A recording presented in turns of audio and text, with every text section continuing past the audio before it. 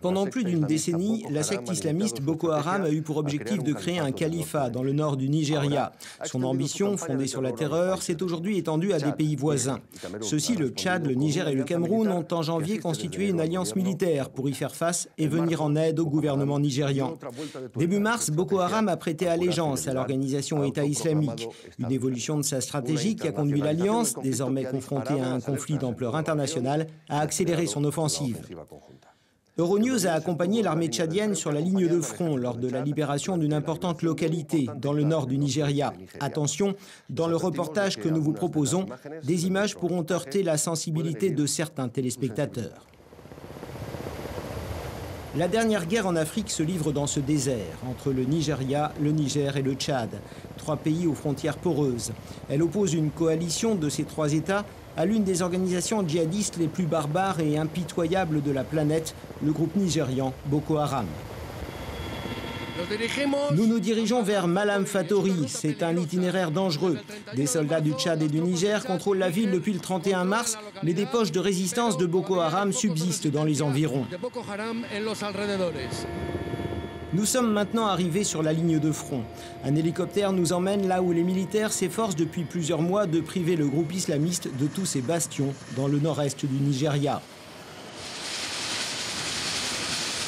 Ces soldats sont des hommes endurcis au combat, habitués aux rigueurs d'un climat où la chaleur peut devenir accablante.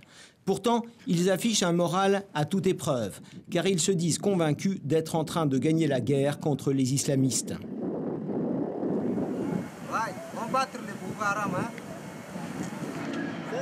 S'ils disent ne pas craindre la mort, ils savent que leur ennemi n'en a pas peur non plus. Boko Haram est un adversaire sans pitié. Mourir en tuant, c'est en substance le raccourci le plus rapide vers le paradis dans la version arrangée de l'islam des leaders de cette organisation terroriste. Des centaines d'hommes sur leur garde, des dizaines de véhicules blindés. Nous voici à 500 mètres de la dernière ville libérée, Malam Fatori.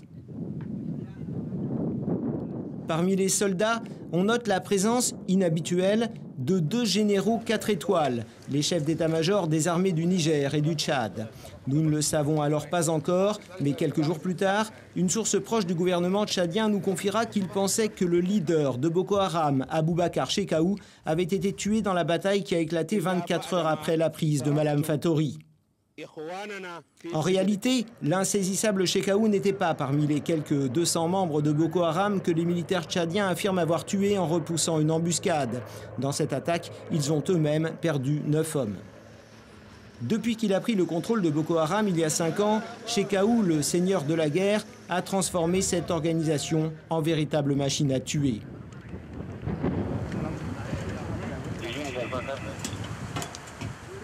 La seule trace visible des combats, ce sont ces armes que l'on nous assure avoir récupérées auprès des djihadistes abattus. Il y a là une 50aine de fusils d'assaut Kalachnikov, probablement volés à l'armée nigériane ou abandonnés par elle, et puis aussi plusieurs mitrailleuses lourdes, ainsi que de très nombreuses munitions. Obtenir des armes n'est pas difficile ici. Le trafic est un business en plein essor dans la région.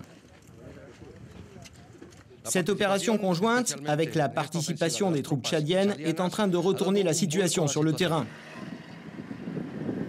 La prise de Malam Fatori est en effet un succès majeur dans la lutte contre Boko Haram, qui en avait fait son centre de commandement pour attaquer le Niger et le Tchad. Cette ville du Nigeria se situe à moins de 4 km de la frontière avec le Niger. Les soldats nous escortent jusqu'à l'entrée. Ils nous alertent du risque de pièges explosifs ou de mines dans les maisons. Plus tard, ils vont nous recommander aussi de ne pas nous éloigner du convoi.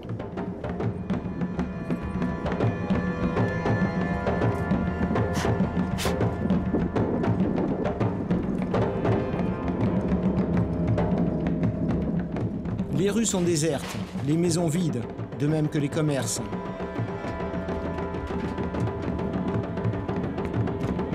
Avant que Boko Haram ne s'en empare en novembre 2014, Malam Fatori comptait 30 000 habitants et un important marché.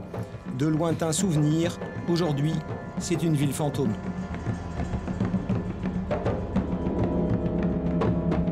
Nous verrons principalement des vieillards qui n'ont pas pu fuir, quelques enfants peu de femmes, aucun jeune. Ici, un petit joue avec des morceaux de bois et de fer qui ont brûlé. Sa mère va nous expliquer ce qui est arrivé 72 heures auparavant. Les gens de Boko Haram ont fui le village quand ils ont vu que les soldats arrivaient. Ils sont partis dans toutes les directions, par ici et par là. Mais avant cela, ils nous ont dit de sortir des maisons et ils les ont incendiées.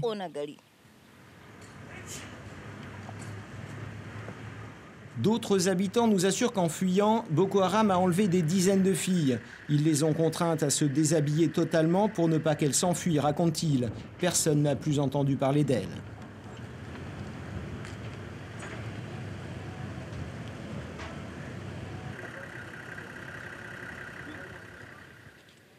De vieilles femmes nous confirment l'enlèvement des jeunes filles ainsi que l'assassinat de garçons adolescents. Boko Haram a pris les filles pour les marier de force. Ils ont aussi enlevé des jeunes enfants. Et ils ont égorgé les plus âgés. Pourquoi? Boko Haram avait des yeux et des oreilles partout. Ils surveillaient chacun de nos mouvements. Quand nous sortions dans la rue, quand nous rentrions à la maison, ils étaient toujours là, à nous observer. Le drame que vient de vivre Malam Fatori semble tout droit sorti d'une autre époque, si loin de ce 21e siècle. Le seul son audible sur le chemin du retour au camp est celui du vent sur une clôture métallique. Avant, il y a encore seulement 6 mois, les enfants jouaient et riaient, les voisins discutaient. Aujourd'hui, Boko Haram a laissé sa marque, une peur intense.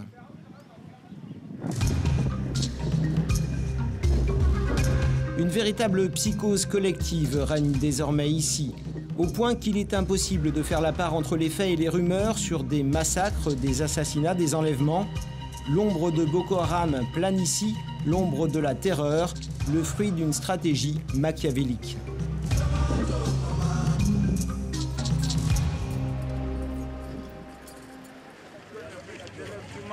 Le fleuve Chari trace une frontière naturelle entre le Cameroun et le Tchad, une barrière toutefois facilement traversable en pirogue ou tout simplement à la nage. D'un côté, le dernier village camerounais, Kousséri, de l'autre, la banlieue de la capitale tchadienne, N'Djamena.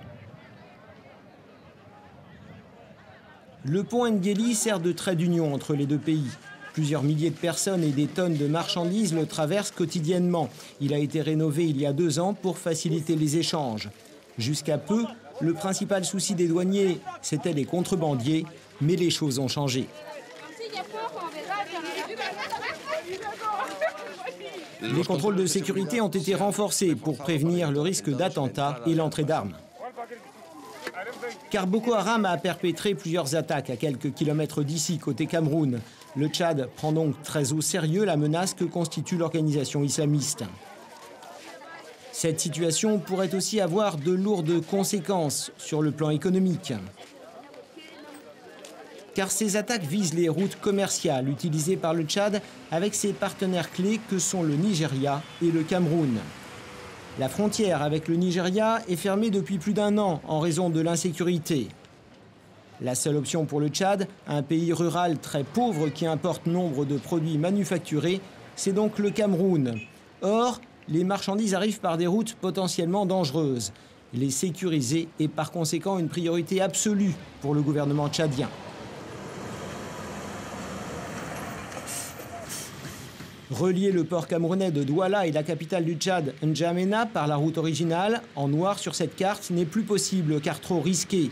La route alternative, en blanc, est plus sûre, mais on le voit, beaucoup plus longue, ce qui a pour effet d'augmenter le coût du transport, donc de renchérir le prix des marchandises. Il y a donc aussi une urgence économique pour le Tchad à libérer cette zone et pour son président Idriss Déby à ne pas s'enliser dans une longue guerre contre Boko Haram qui pourrait finir par étouffer l'économie tchadienne.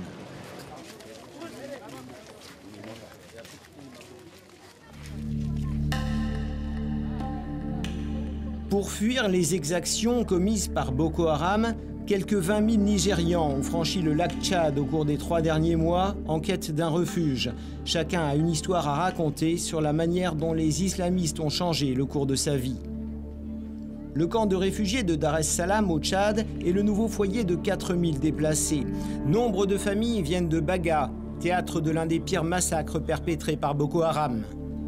Beaucoup ont vu mourir leurs proches, certains sont blessés, mais les plaies qui mettront le plus de temps à cicatriser, ce sont les traumatismes psychologiques profonds qu'ils ont subis. Attention, les images qui vont suivre sont violentes, elles pourront choquer certains téléspectateurs. Elles ont été trouvées par des soldats tchadiens et nigériens dans les téléphones mobiles de combattants de Boko Haram tués le 17 mars.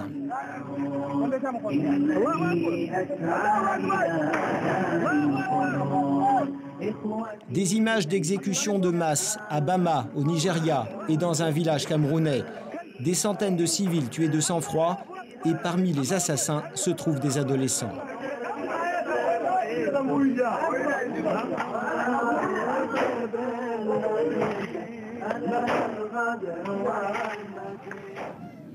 Dans le camp de Dar es Salaam, on voit errer des enfants seuls, partout.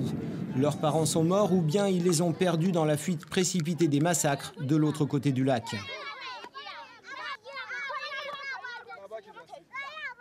L'ONG Médecins sans frontières a mis en place un soutien psychologique pour eux, mais aussi pour les adultes.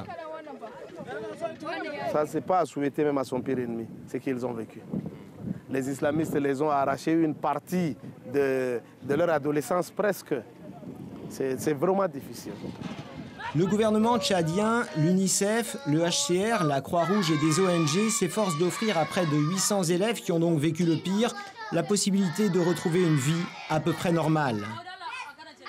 Dans les écoles de fortune installées sous de grandes tentes, ils apprennent des chansons en français, une langue étrangère pour eux.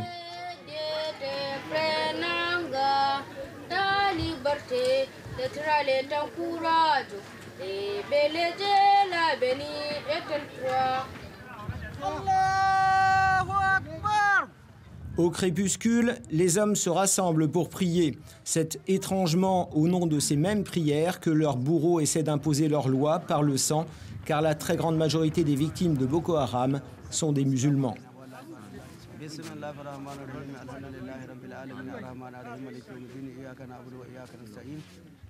La coalition anti-Boko Haram a enregistré de réels succès en expulsant les islamistes des villes qu'ils occupaient au nord du Nigeria. Mais peut-on pour autant entrevoir la fin proche de cette organisation ou bien au contraire, Boko Haram va-t-elle rebondir? Notre émission spéciale se termine sur ces interrogations. Merci de nous avoir suivis.